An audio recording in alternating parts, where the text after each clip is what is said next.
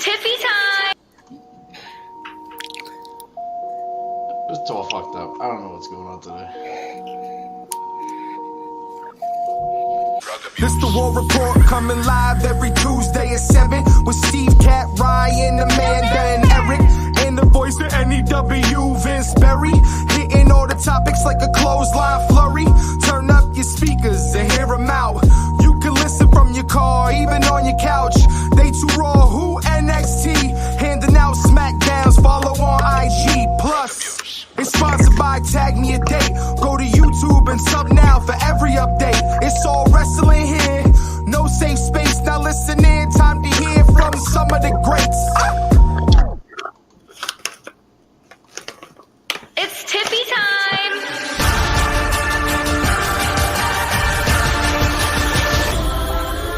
Drive, I'm going in, feel so bad it's in my skin. Drive, I wanna see you drive.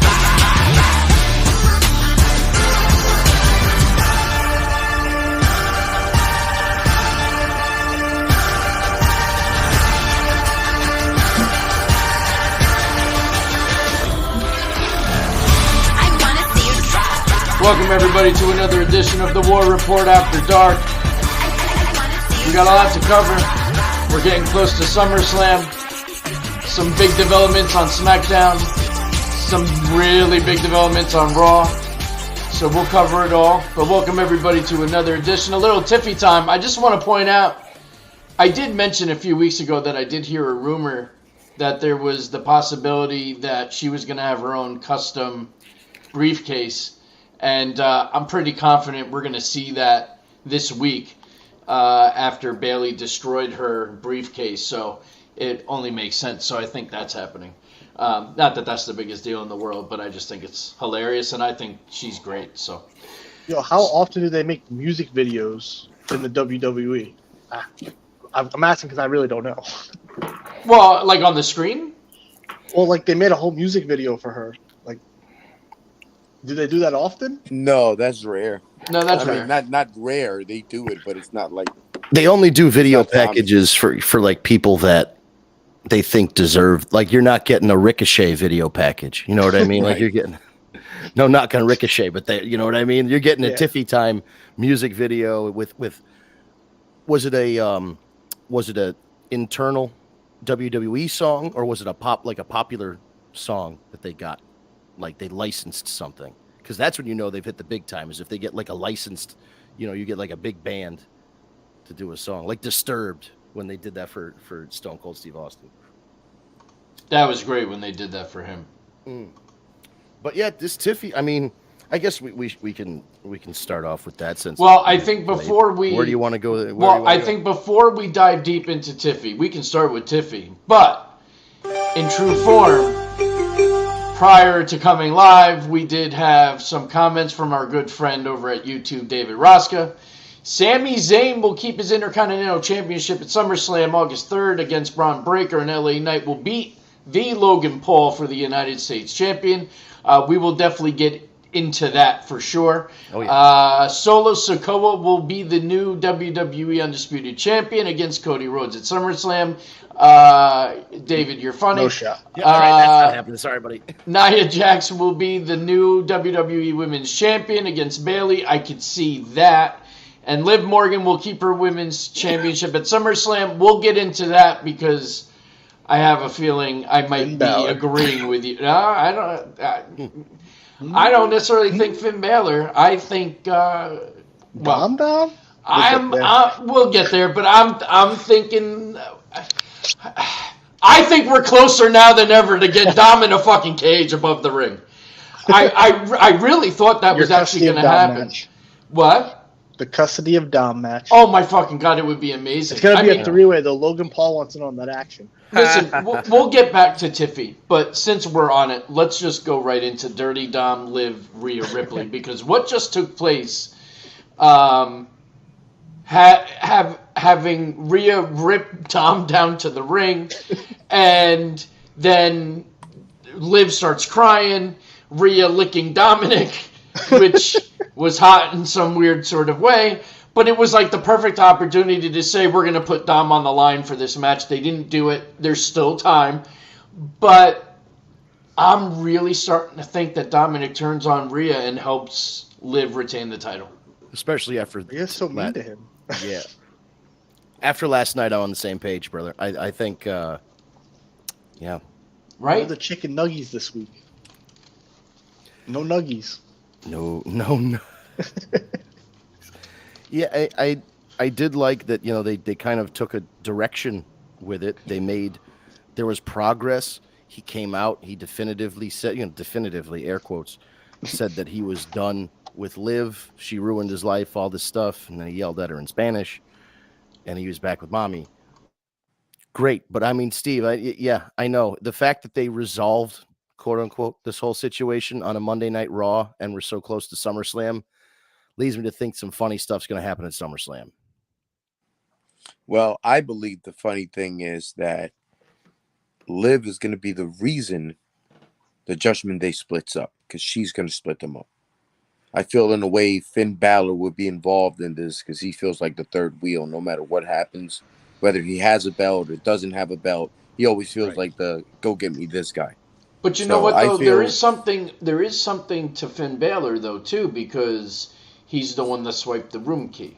But we never really, we never really found out what that was. Like, there are little things that keeps reminding you that Finn is still kind of, I mean, this could all be a setup between Liv and Finn, and you could go that, like, there are a few different directions this could go, which makes it more interesting. But right. All I know is whatever we think will happen is not going to happen. Like, whatever the common wrestling brain tells you is going to happen this time around will not happen.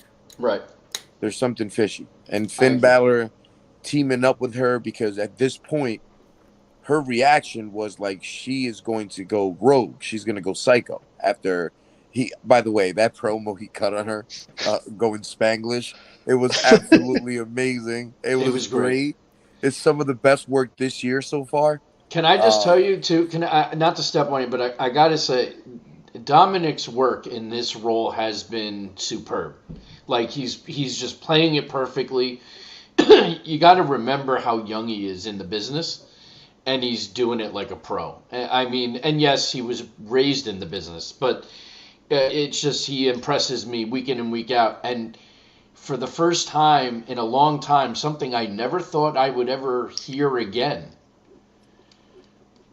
when he started doing the Spanglish and freaking out on Liv, the crowd fucking popped for Dom Dom. So when we said, can the crowd ever cheer for Dom again? And we were all like, he's the most hated guy in the world. There's no way. That showed us there is a way. Well, that's because they love Rhea. So that's the beauty of wrestling because of us, right? Because we make wrestling. We're the one that gets tired of people. And we're the one at a point, because if they're good at their craft, we still want them around. But we get tired of just one version of them. We're the one that's going to ask for him to become a babyface. There'll be a point people start cheering for Dom. Dom's not going to become a babyface and like have a swerve. If he screws Rhea and goes with Liv, then he's back to being the biggest fucking asshole in the world. Well, at the end of the day, keep in mind, he's always the only face in Judgment Day, and truly she's a face because she's not even a face. It's just that we made her a face. You know what I mean? Right. Is mommy. Outside of that, they're all heels. So that's always been the case. I don't think that plays a factor into whatever the equation is going to be.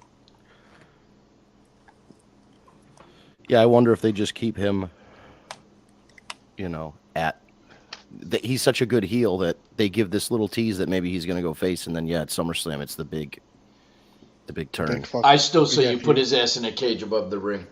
Wouldn't they gotta make that happen. Just be the bee's knees? But you can't do that because he's going to have to be involved in the match one way or another. He can still be involved. He's faithful. He can still be involved. He can still be involved. Imagine he's in the cage, he's swinging above the ring, right? You're so dramatic. He decides that he wants to help Liv. He takes the brass knucks out of his trunks and he fucking drops it down to Liv. Or to Rhea, but then Liv gets it. Like, there's shit he can throw through the cracks. It doesn't have to, you know what I mean? Anything he can hide in his drawers. So, brass knuckles, Well, I don't know what else. Mr. Sacco. Mr. Sacco. Although you need the hand, so. And he's not skinny like Enzo, where he can slide through the bars. Right. Do you remember when Enzo like? I actually that forgot baby about oil that on him, until so- you yeah. just mentioned that. But that's funny. Most people forgot about that. It was during a dark time of WWE. So I don't know. There's a lot of different ways it could go. It's one of the best storylines they got going, and Liv especially has grown so much just in this, this character. And I think she's only going to get better because I think she's just going to be like just completely psycho now. Like she's going to lose her fucking mind. It's gonna be like Harley Quinn. It's Right. So hot. It's gonna be amazing. Yeah, it's gonna be awesome. So we'll see where that goes. But we had a lot. I want to shift over and kind of go over SmackDown from last week because there were some key moments in SmackDown. Andrade Carmelo Hayes wound up being a ridiculously good match. I don't know if anyone took the time to watch it, but those two put on a hell of a match. Did anyone Yeah, else watch it? I got to watch that match, and I'll say it was entertaining. it was very, very, very good, very close falls. Everything you want in a something close to a 5-star match, not in a pay-per-view. Right. To be in a Monday to Friday match, it was very, very good. Kudos to them. Yeah. No, it was good. Then they had Bianca versus Chelsea Green. That was literally a squash match. Tiffany Stratton Michin was another one that was actually like really good. So I like the finish too because of course Nia got involved and all that. That was good. Cody and Kevin Owens versus 8-Town Down Under was, I think, the main event. And the stipulation in that, well, it wasn't really a stipulation.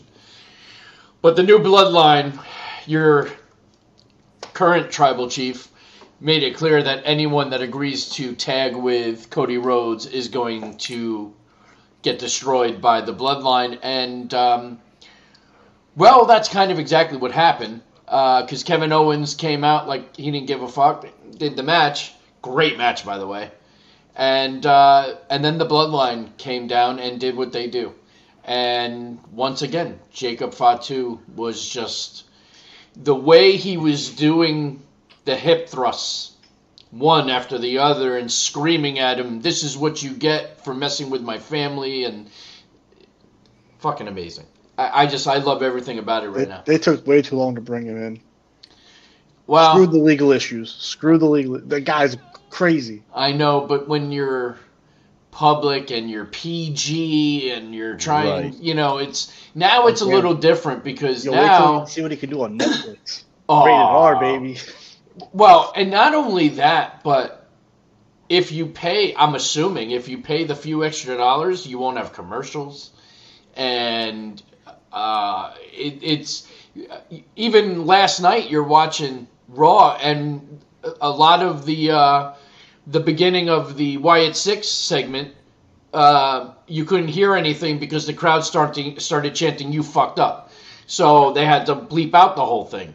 You won't have that anymore now on Netflix. When the crowd is chanting, "Holy shit," or "You fucked up," or, you're not going to get any of that. I'm excited for Netflix. See, and I thought my DVR was acting up. Oh, yeah, no, it's not your DVR. It's Fox and it's USA. And they've been getting harder on it too lately. And rumor is they're doing it because they're pissed that they're moving to Netflix. Well, Fox especially has been known. Well, Fox has to, I guess, too.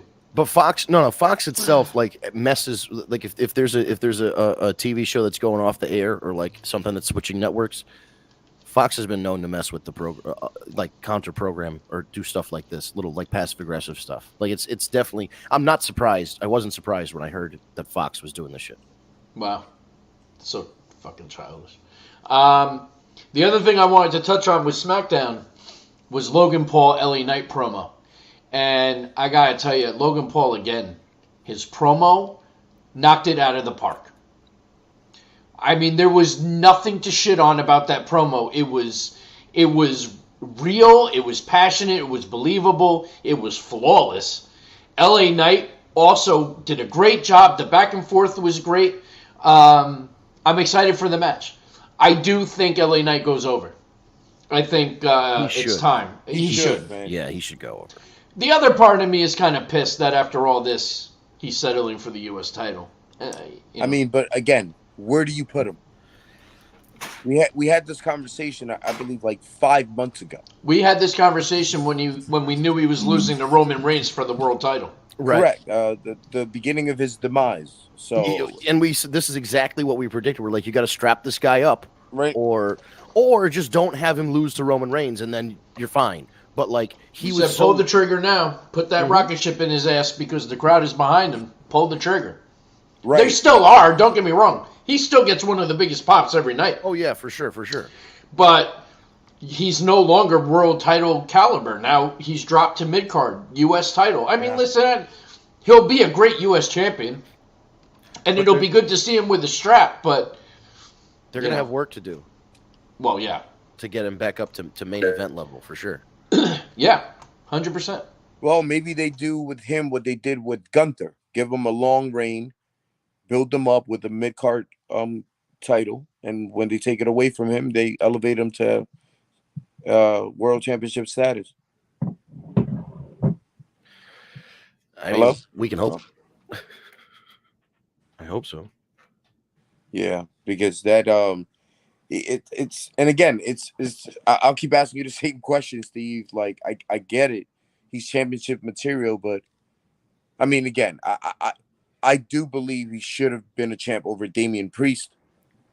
But outside of Damian Priest, who really do you take out? The Bloodline, Cody Rhodes, Seth Rollins, you know, like it's a Gunther. Yeah, I mean he'd have to switch over to Raw and go against Damian Priest, basically. To even have a shot at a world championship right now. Yeah. Well, and I will say this: I think Damian's doing a great job as El Campeon. I like how they're slowly turning him face, even being within the Judgment Day. So obviously that big baby face is happening, and it's really happening at SummerSlam because Gunther's going over as the top heel. I love how Raw started, where you had Gunther come out and cut another one of his great promos, and then Damian come out, and as he's about to say his first words, he just sucker punches Gunther, and now we have a brawl all around the building. Like, there's no better way to start a Monday Night Raw than an all-right brawl, in my opinion. And it got me excited for this match. And I really am behind Gunther. But I wouldn't be upset if Damian retained. But I think this is where Gunther goes over.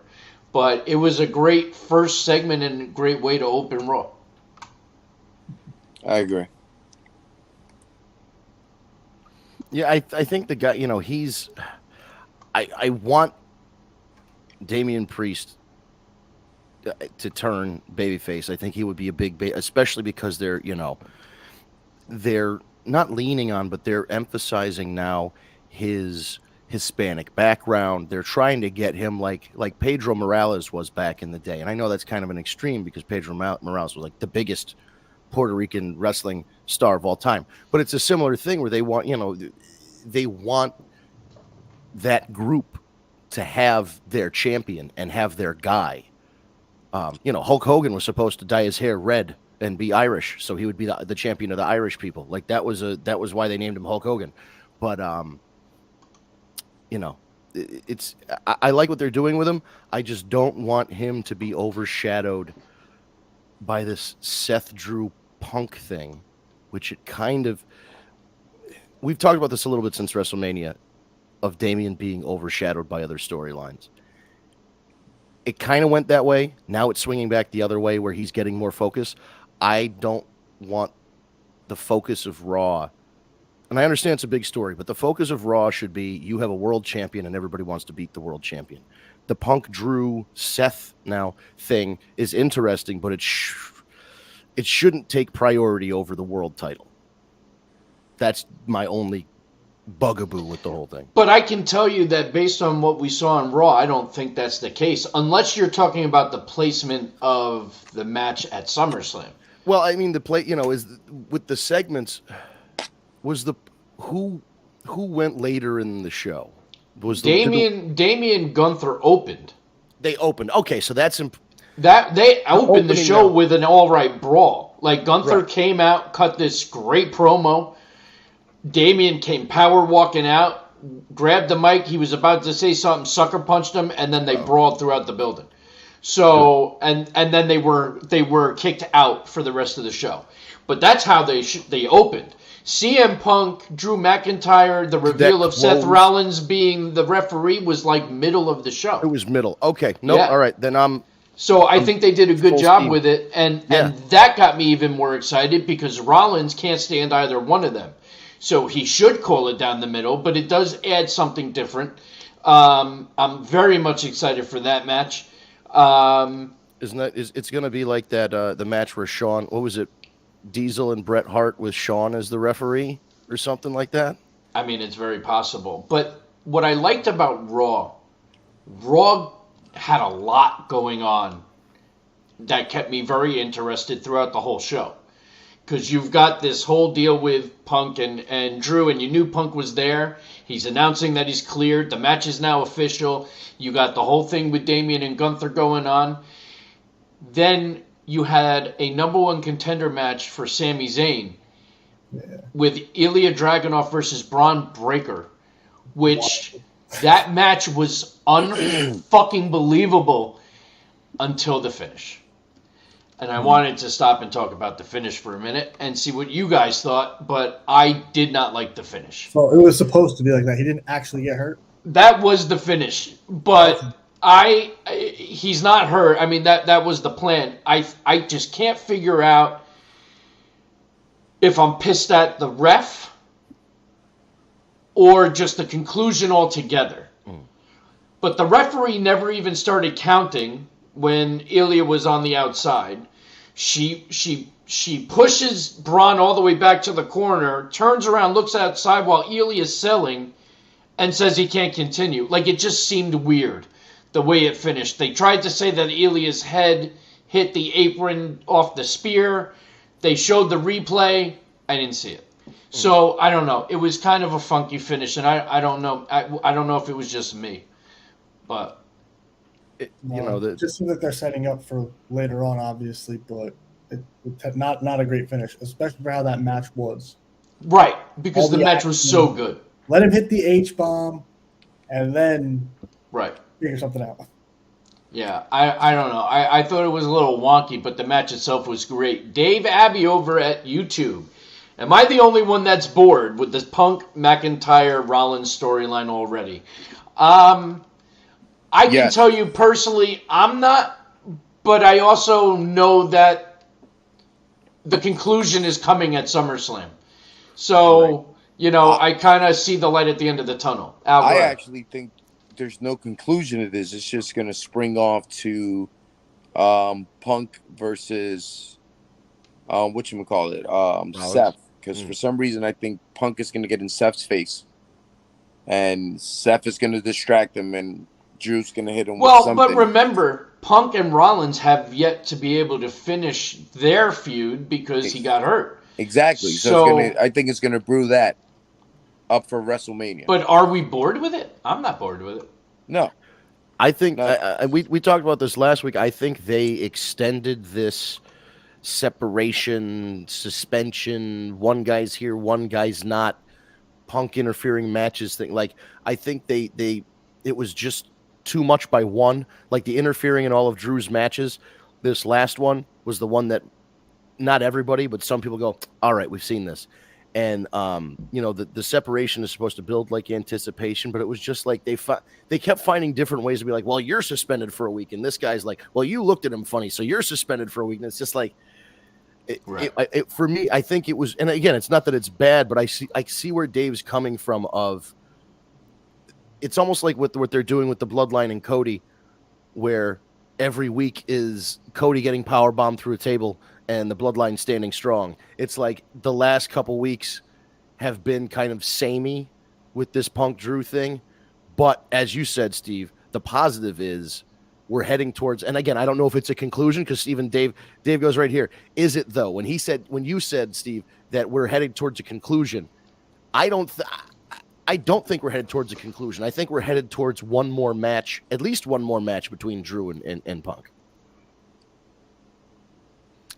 David nailed it. Yeah, but it's really not, because Rollins is going to be the referee. Yes, he's going to get involved, of course, but he's not going to be. All right, SummerSlam is the next one. No, I think Survivor Series. Maybe you have that triple threat of Survivor Series. That I could see. Oh, and also Dave wants to also point out Final Testament 1-match winning streak. Yes, they finally did get a win. So we'll see where that goes. But that was actually cool too, because Otis, I think, had one of the loudest pops of the night. So that was cool to watch. And then Testament actually wins. Then Gable comes out with his new Alpha Academy, tries to recruit them, gives them one more chance to join them. They start to beat the shit out of Otis and Tozawa. And then we get the Wyatt Six, who come out the ramp while Uncle Howdy is standing behind Chad Gable in the ring and gives him a Sister Abigail. And it just was great. And it was just a great moment. Plus, it was Chad Gable, and we've been waiting for him to get his ass kicked. So that was great to see. But it was a cool segment. Dave Abbey, I knew the Wyatts were going to be faces. Yeah, well, that's what you had to have them as faces for now. And you kind of knew it, too, because if they're going after Chad Gable, who's being a total dick, And David Roscoe wants to point out, no, Seth Rollins versus CM Punk McIntyre this year's SummerSlam on August 3rd. No. See, no, we can't, David. We can't do it because they've already announced that Seth is the referee. So that they're going to have to set that triple threat up at SummerSlam for the next pay-per-view. Correct. Unless he's saying that he just adds himself into the match. Oh, but I'm pretty sure he doesn't have the authority to do that. Well, yeah, but then again, it is wrestling. You can just, he is the referee. He can do whatever he wants, Steve. Well, what, he's going to count himself for the third? That would be fucking great. Well, because remember, we keep going back to this one moment in Seth's career where he inserted himself into a singles match to make it a three-way and snuck the win out against Roman Reigns and Brock Lesnar.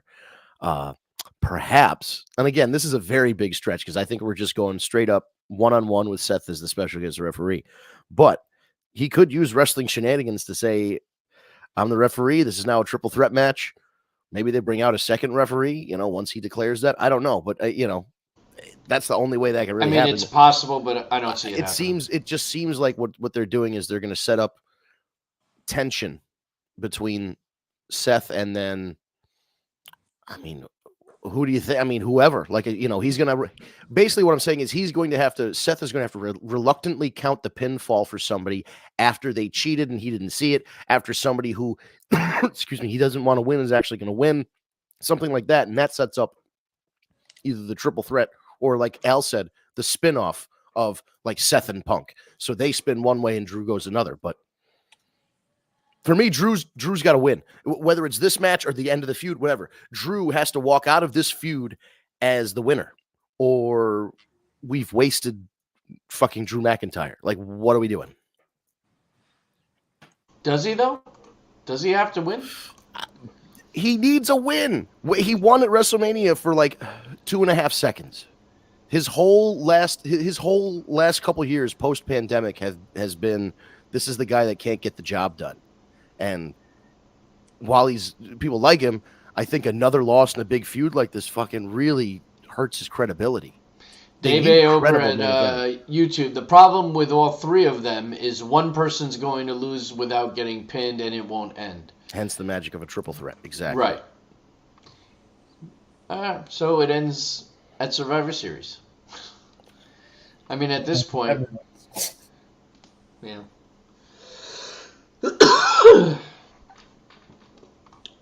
If Drew wins, and then you have Punk feud with Rollins, it also keeps the title off of both of them for a little while longer, too. I mean, at this point, I think if CM Punk wins the title, it's at Mania. Wow. I don't know. I feel like Drew's got to get that. Like, I know he got his championship win. I don't think either title's going to be available for WrestleMania coming up for none of those guys. Simply because I think the World Heavyweight Championship is going to belong to John Cena if he could get a 17th at WrestleMania against Randy Orton after he betrays Cody Rhodes or somebody. So I see a swerve coming one way or another. I see that's the final match. It should be. Randy Orton is his biggest rival. Randy Orton gets it one more championship. He finishes his career as a 17th, and he's the winningest guy of all time. So that title's not available. The other title's probably going to be involved with the Bloodline or Cody, not with Cody. No, I think eventually that's what's going to happen. That the one of the title goes to John Cena, the other one way or another, is still involved with the Bloodline. Those are my two things, I believe. So I don't think that title's involved for any of them. And if anything, it'll be involved for Gunther before any three of them. Because Gunther's going to get a run before any three of them. Well, I think Gunther's winning now. At WrestleMania. Oh. Wait, you think he's winning at WrestleMania or SummerSlam? No, SummerSlam? I think Gunther's winning at SummerSlam. Really? I think Gunther's leaving as your world champion. I do. I'm with Steve on this one. I do. He should, but I think he is. If I was a betting man, I'm saying Gunther. If Drew wins, it will be because Seth misses something, which sets up Punk Seth. But where does Drew go? Well, that's true too. Where does he go? That's a good question. Did Drew wrestle Gunther at one of those like Clash at the Castles or something?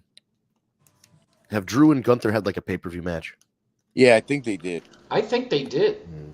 But I can't remember for sure, but I think they did.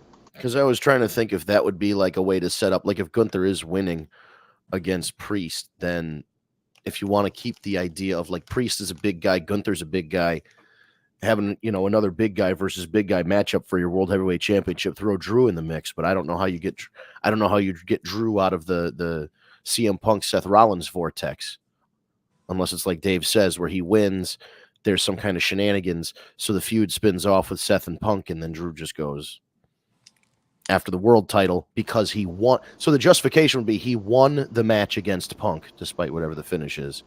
That causes the heat with Seth and Punk. And because Drew won, then he's like entitled to the next title shot. But I don't know. I don't know. You know what they should do? They should swerve us all.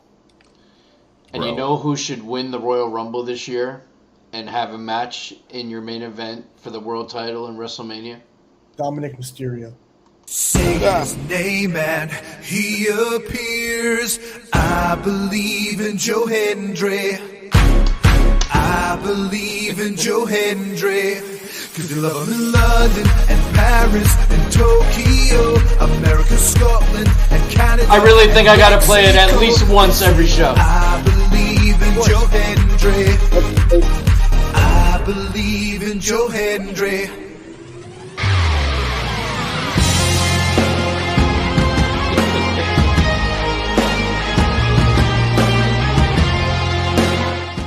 By the way, not to heavily change the topic, but I started finding some of the other songs that you talked about that he put together. Fucking awesome. They're great. He's hilarious. They are so funny. Send me the links, Steve. Huh? Send me the links. Yes, I will. What was the one and it literally, like, it's how you know the phone's always fucking listening, because it popped up like as I was scrolling on somewhere. Which one was it? I don't even remember, but I remember I just started fucking dying. It was, hold on, let me see if I can find it, because it was great. While you're looking for that, I'm going to pull this up. But Dave Abbey, I still think there's something with the Seth Priest conversation. He's right. There is a setup there where Seth still is owed his one-on-one match with Priest because of the way that last match ended. So that's a possibility. That's true. That is a possibility. that maybe as a stopgap, he's in there before like Seth challenges. I wonder. I mean, we're not close enough to make a definitive call, but you guys think they're putting the title on Gunther? Like this is the time. Yeah. The only run worse right now in the WWE outside of his title run is Cody Rhodes' run. Oh, dude, I saw the funniest thing, bro. What is that show? Jimmy Neutron? Yeah. You know Jimmy Neutron? And it's the kid doing show and tell.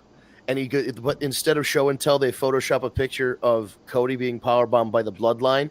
He's like, the ending to SmackDown is Cody getting powerbombed by the Bloodline. And the teacher goes, "You've used this as the ending to SmackDown 7 weeks in a row." I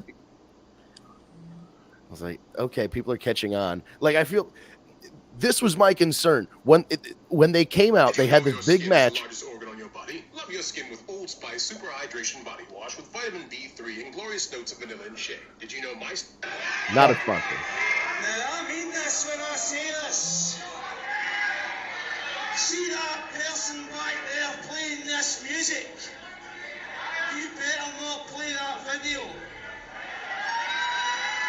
Don't you dare play Joe Henry. This is the local people joke. I'm here to say that I think me and everyone here at ICW is concerned that you're getting just a little bit too self-focused. So I'm prepared this piece of music to explain to you how it feels to be told how good you are time and time again.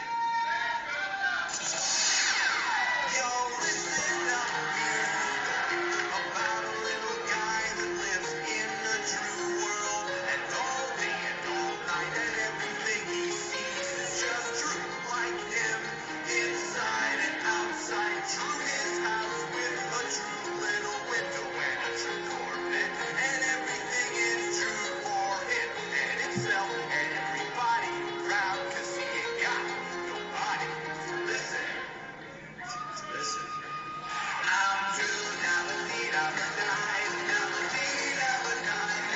There's a video too. Yeah, the music video is hilarious. It's like little Drew McIntyres.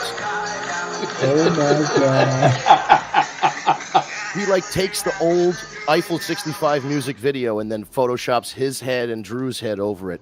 And holy shit, how thick is Drew McIntyre's accent when he's back home in Scotland? That was an ICW show from Scotland, and that guy going, "Don't play the fucking music." That was Drew. Like, he doesn't talk like that on TV. I think for I'm gonna find a bunch of them and I'm gonna get them actually up here, and sporadically I'm gonna start playing some Joe Henry ones. But they're great. Oh. He's just gold. What do you think about Joe Hendry, Al? Joe Hendry, I don't really know him like that, honestly. I'd be lying to you if I tell you I do. He's becoming like the biggest thing right now. Really? Yeah. Yeah, he's actually now made a transition from TNA to NXT, and he's like if you go to the WWE website, he's officially on the NXT roster, despite Joe being Hendry. like a TNA guy. He has the song. This is the one where Autumn and all of Kat's children are now making TikToks and dances about this song. Okay. I had no idea, no.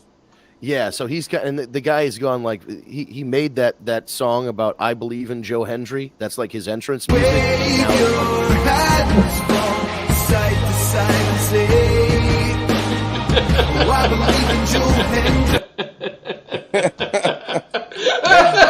a song out of himself? Yes, he made a song about himself, and when he says that thing, "Wave your hands for me," everybody in the audience does this. They all wave their hands. It's fucking crazy. He did a song about... Bro, he did it, and it fucking went #1 on the music charts. Yeah, it was number one on iTunes in like England or something. It was great. No shit. The guy's English, I'm assuming? He's either English or Scottish, yeah. Okay. What kind of wrestler is he? Like, is he a big guy? Is he a small guy? What is he? You know, he's actually kind of surprisingly big. He looks, if you just see him by himself, you're like, that's an average size guy. And then you see him again, like stand up against like Moose and other guys. You're like, oh no, he's a big fucking thick guy too. He what actually is he, like 6 foot. Yeah, I would say about probably 6 foot, thick guy, and then like he actually does like this elevated, like holding them up in the air like Kane or Big Show used to do, kind of choke slam thing as his finisher. And he's not really. You'd think a guy who's 7 foot tall was do a choke slam as a finisher, but he hocks him up there. Like he gets the guy when he does the choke slam. He actually manages to get him like halfway up over his head. Like it's pretty fucking impressive because it doesn't seem like he should be able to do it. So Al, after the show, go on TikTok and just put in Joe Hendry and just see all the videos and parodies that have come out since. Yeah, he's exploded. Well, there's also one where very recently, within the last like probably 3 or 4 months, or maybe 6 months at the most, he was feuding with AJ Francis, Top Dollar. So Top Dollar got fired from WWE, and then now he's with TNA, and Joe Hendry does this song. Like he had like an acoustic set, like he has an acoustic guitar, and they had like a stool, and he's sitting out in the ring, and there's a spotlight on him. He's playing guitar, and he starts playing Creed higher, but he's singing, "Can you please get fired?" Like he fucking toasts AJ Francis. Like he makes fun of the way that he did the dive. He's hilarious. We'll send some stuff through. Joe Hendry versus John Cena. That would be the match. That'll be a good one. That would be, and then Joe Hendry would do like a parody of Limp Bizkit's "My Way," and then do a music video with him and John Cena. You had to hear it, like, because NXT and TNA, they've been having crossovers, right? They're working together now. So the first time Joe Hendry showed up in NXT, you should have heard the crowd. You would think like fucking John Cena showed up. Yeah, it was wild. And they knew who he was. And that's a big thing that they used to pretend was when Vince was around. That was a Vince thing, yeah. Right. They used to pretend that wrestling didn't exist outside of WWE or whatever. And he came out. Not only did everybody know him, but as soon as it says, "Say his name," and he appears, "I believe in Joe Hendry," the whole crowd claps, goes. They all knew the thing. And then when it says "wave your hand," like they all knew all the stuff from his song. And they sang the whole song. Sang the song. That would be like Moxley coming back and the whole WWE crowd knowing the seeing Wild thing for him. You know what I mean? It was just like he comes in from a new promotion and everybody knows his music. But see, that was the thing. Like, I mean, you got to remember, Vince McMahon didn't even think the people were going to know who AJ was, and was dumbfounded at the explosion, because you would have thought The Rock showed up, that people couldn't believe. He couldn't believe that people knew who the phenomenal AJ Styles was, and he's a bona fide Hall of Famer. So, that's just his thing. So. Oh, I don't know. This guy commented, but there's nothing here. Salam alaikum, friend. Salam alaikum. Thank you for coming. I don't know. But yeah, so so that's enough of Joe. But yeah, definitely, Al, check. You'll appreciate the guy. He's great. And in fact, they did a little thing after his first appearance in NXT. He ran into Shawn Michaels backstage, and Shawn said, that was great, or something or whatever. You're a real talent or something like that. And he said, anytime, anywhere, just say my name. And then he took off. So. And that's been the thing now. Like, there was what's his name? Was it Trick Williams needed a tag team partner? So he just said his name, and they fucking played his music, and he came out. So now he's like Batman. Whenever somebody says Joe Hendry, they play the fucking music, say his name, and then he just fucking comes out. It's like Scooby-Doo shit. It's great. Even like backstage, like somebody says his name, and all of a sudden he pops into the camera shot. He's like, "You rang?" Like, it's great. Yeah. So we're getting close to the top. There is one other thing I want to talk about. Yes, sir. We got a special main event last night in Finn Balor and the Shrek character, JD McGinnis, Lord Farquaad, versus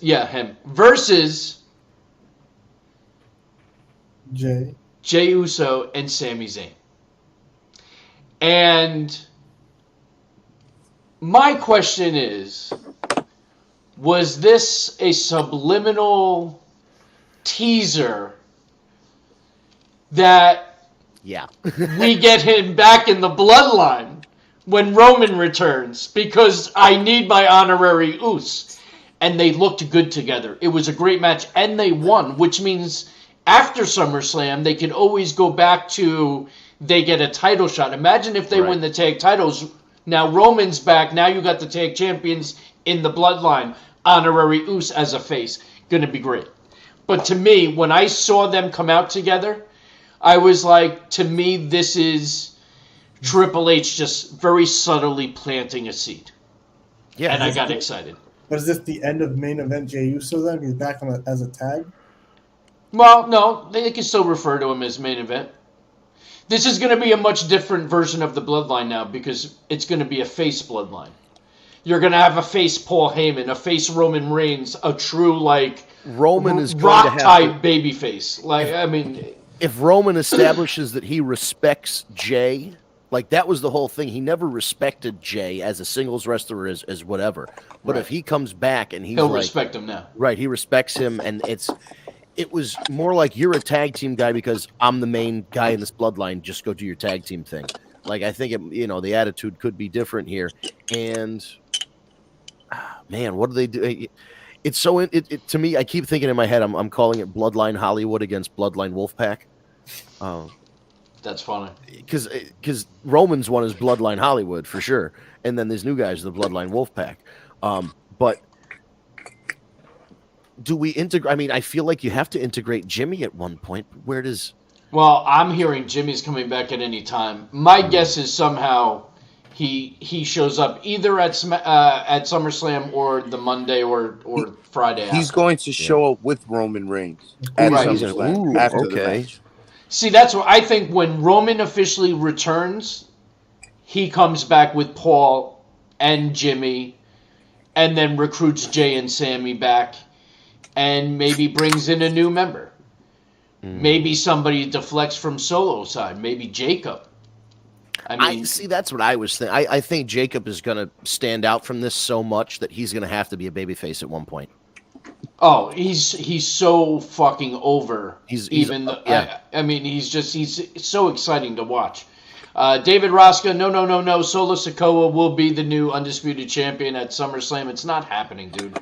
Cody's not losing the title yet. And I think it would be very interesting to switch it up and see what would happen if they pulled, because it would be a shock title change. It would be a surprise title change because nobody's really expecting Solo to beat Cody.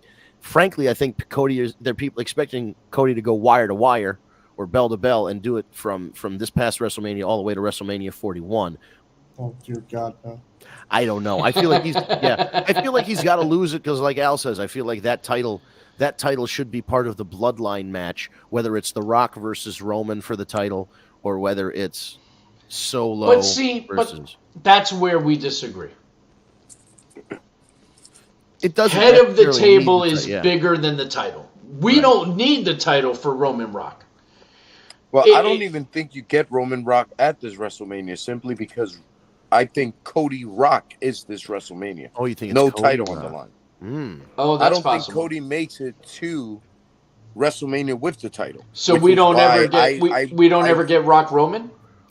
You could get it at the next WrestleMania. You could always get it, but look what The Rock just said. How old is The Rock's an actor. He sets you up. He said, "Your battle with my cousin is over, but your battle with me is just begun." Right. And Roman and The Rock is a WrestleMania wrestler, point blank, period. So that's the match for the People's Championship. He's not wrong. If you need a title, you put the People's Championship on the line. Because right now, Cody Rhodes is obviously the People's Champ, and The Rock is the World's People's Champ. Alice spoken. I can't disagree with any of that. Well, I mean, you guys heard the last news, right? Hickolo or whatever, his 7-foot-tall ass. That's just signed with WWE, so I'm assuming he'll be coming out at SummerSlam too. I've also not heard. I haven't seen much of him. I also haven't heard very good things about his in-ring work. Well, he sucks. So I mean, if anything, he's just going to be muscle. He's 7 foot tall and Tongan. That's all they needed. Like that's Yeah, he's like a poor man's Kaz. 7 foot tall, and you can't teach that. it was like the time the Saudi prince wanted Yokozuna, who had been dead for 20 years, in that Greatest Royal Rumble. So they just hired another sumo wrestler guy who kind of looked like him. It's like, we need a tall Tongan guy. Who do we got? That's funny. Hikuleo. Yeah, but I mean, well, you could hold them till the SmackDown after SummerSlam. That way, you don't put too much into SummerSlam if Roman shows up. Right. So Al, I guess I gotta know, because I'm having a hard time visualizing this. Cody, if he does lose the title between now and WrestleMania, who on the SmackDown side takes the title and carries it through, let's say, Survivor Series through WrestleMania? Like who? Randy Orton, his boy, he's going to turn on him. So you think And it's gonna then be it's Randy Orton against John Cena at WrestleMania. I don't hate that. I don't hate it. Like I should hate having to see Randy Orton wrestle John Cena for the 8,000th time in my life, but I don't hate that idea. But it's the last time, and it's the 8,000th. Right. It would be really funny if they went back and added them all up.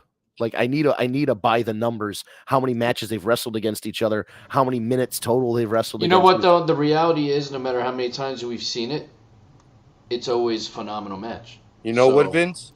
Vince, in regards to what you just said right now, that might be part of the promo for WrestleMania. John Cena. You know how they do for the Royal Rumble? I was just thinking the same thing. The Royal Rumble by the numbers thing. Yes. Yeah. They'll do it by the numbers because they got to do a tell of the tapes literally on everything for those two guys. And there's got to be I'm sure John Cena has the better win-loss record, but it might be close. I think it's close. Because there were points where Randy was the champ and Cena had to put him over. Mm-hmm.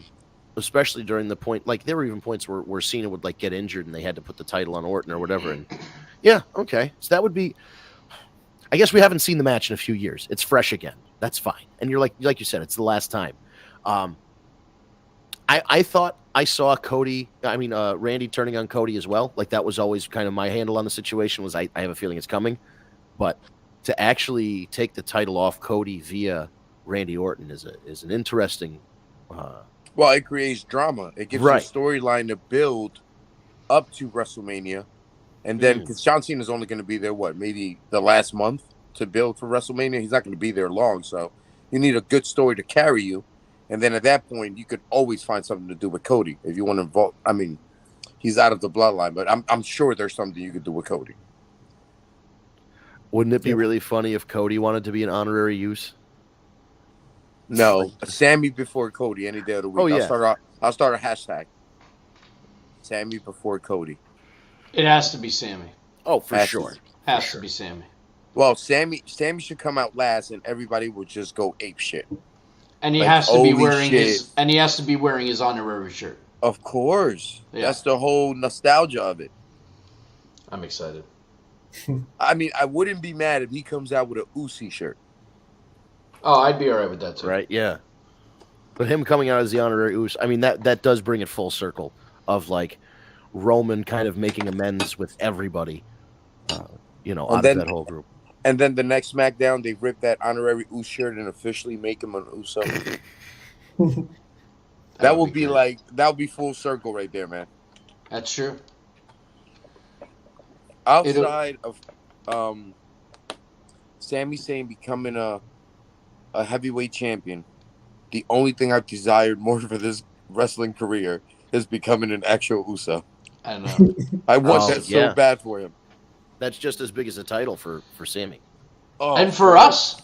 And for us. And for us. Like, I'm waiting for this. They could put him in the Hall of Fame as an honorary Uso. Game of Thrones. Oh, dude. It's too bad we've already seen Sammy's wife and kids, because I would just imagine this. In order to become an official Uso, he has to marry Nia Jax or Tamina. Oh, that's funny. But we already know he's married, so that we can't do that. But it would just in my head it would be so funny. Like, yeah, man, we want you to be more than an honorary Uso, but you got to marry into the bloodline, man. And then he is married, and that's true. Dom. Right? Yeah, this is true. Face. Maybe we have the wife. She comes out with her French Canadian accent. She's like, "Sammy, I took a 23andMe. I am part Samoan. You are part of the bloodline now. There you go. I loved his wife giving that little pep talk. I wish there was more to it, but she gave him the little pep talk before WrestleMania. That was cool. That just proves to you how many ways you could just go with storyline lines, and with the bloodline. Yeah, because you can branch. There are so many people involved that have feuded with the bloodline or against the bloodline or tagged with them or tagged against them. That, yeah, there's a lot of moving parts. There are a lot of moving parts. But that's what makes it interesting. And on that note, ladies and gentlemen, we are just about top of the hour. Ooh, yes, sir. I think we pretty much covered it all. Yeah, I don't know how Trish Stratus would call out Nadia Comaneci on Monday Night Raw. Yeah. Nadia, again, I think I've looked this up, and I mean, I want to say Nadia Comaneci's pushing 70 at this point. So I feel like she... Let me see. Oh, no, I'm wrong. She'll be 63 in November. Still feel like that's a very late start for your wrestling career. 63-year-old female wrestler. That seems like you know what? I'd like to see it. Fuck it. Who am I? Follow your dreams. But like, that would be such a wild thing for somebody who hasn't been in the public spotlight for 30 years to make her big comeback as a female wrestler on Monday Night Raw. David, I appreciate your listen. I think there's a thing out like The Secret, that book, The Secret, where it says like if you put positive energy out into the world, that maybe the thing you want will come true. So I want you to put as much positive energy in this to happen, because I got to tell you, from a logistical perspective, I feel like it's not going to happen. But if you really, you know what I mean? I want to be realistic while also supporting your dreams. So I feel like you need to put your energy into this to try and maybe start a hashtag, start a movement. I don't know. You got to figure out a way to make this happen, because I don't even think Nadia Comaneci Monday, not even know Monday Night Raw exists. You know, so if you start a hashtag, we'll follow it. We'll support your I will get a T-shirt with the hashtag on it and wear it on the show. I'm serious. You think I'm joking? I'll support your dream, David. But yeah, this is the top of the hour here. Let me just go through real quick. Of course, David Rosca and then Dave Abbey were both in the comments. Thank you, both gentlemen. Ryan was in there with a couple comments. And of course, Tara, thank you so much for being here. I know you got here late, and that's okay. I noticed again when my thing was streaming, it had the sharing preferences. The privacy setting was to me only. So like 5 minutes into the show, I had to change the privacy settings so people could like see the stream on my Facebook page. So that's fun. But that's fit. Now, as long as I remember to do that at the beginning of every show, we'll be fine. But of course, we are broadcasting on multiple platforms. So if you have trouble on one, you can always go to another. But in general, we're at Tag Me a Date on social media. If you look for the Tag Me a Date page on Facebook or on YouTube or on Twitter, we will be live streaming from those platforms. Again, at Tag Me a Date with no spaces. For the YouTube channel, when you type Tag Me a Date into the search bar, you get to our channel. You hit the subscribe button and you hit the bell. On Facebook, you just hit the like. On Twitter, you hit the follow button. And it's also on my personal Facebook and Steve's personal Facebook and Steve's LinkedIn. And twitch.tv/War Report. That's the only one that's different. Everything else is at Tag Me a Date. This one is at War Report, WAR, twitch.tv/War Report, WARREPORT. So we have multiple platforms for you to listen to or watch, rather. We have archives on all of those pages as well. And then if you prefer an audio version as opposed to the video version, just go to your favorite podcast app, Stitcher, SoundCloud, Spotify, Google Podcasts, Apple Podcasts. We are on there. Look for Tag Me a Date. Look for The War Report. You'll find the podcast. There are 2 wrestling podcasts called The War Report. Just make sure you're looking at ours, because we'll have the graphic that's next to it. We'll kind of, it'll have our logo on it. It'll say Tag Me a Date and all that stuff, and you'll know it's ours. So hit subscribe, and then Ryan takes the audio from the video podcast and then puts it up within an hour usually of the podcast going off the air, so you can take it with you on your tablet or your phone, wherever you're going. If you're taking a drive, going to the gym, whatever it is, you can listen to it that way. And again, just follow us at Tag Me a Date. And if you're having fun while you're watching the show and you're watching live. Please chime in if you want to be like David and Ryan and Tara. You can throw in your comment or question. We usually take those, put them up on the screen, and then address, your take on it. Because, we do all the talking here, but we do like to get everybody's opinion, because then who are we? We're just in front of the microphone. That doesn't make our opinion more valid than yours. So throw your opinion in there. Throw a comment in there. Or if you're like this guy, just hit the space bar and hit enter. Don't actually put in a comment. That's okay, too. You can just leave a blank comment up. That's cool. But, yeah, throw in a comment while we're live. We'll throw it up on screen. We'll talk about it. We're going to be back tomorrow. Oh, one last thing. If you are in Connecticut or Long Island and you listen to morning radio tomorrow morning at 7:20 a.m. until 10 a.m., I will be on Chaz and AJ on 99.1 PLR.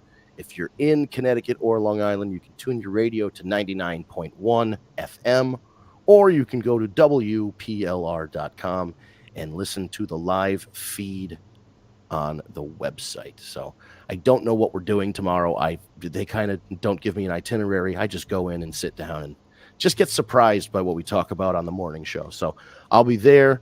We'll be back next week, next Tuesday, 9 p.m. Eastern time for another edition of the War Report. As it says on the big screen back here, the War Report After Dark, 9 p.m. Tuesday night, streaming live on all those platforms that you can't maybe see because of my chair, but it's cool. So we'll be back. Whatever you're watching on now, whether it's Facebook, YouTube, whatever, wherever you are right now, use that app. Come right back here next week, 9 p.m. Eastern time. I swear we'll be there unless Facebook keeps fucking me over with this privacy setting thing. So we'll see you then Tuesday, 9 p.m. Have a good week, everybody.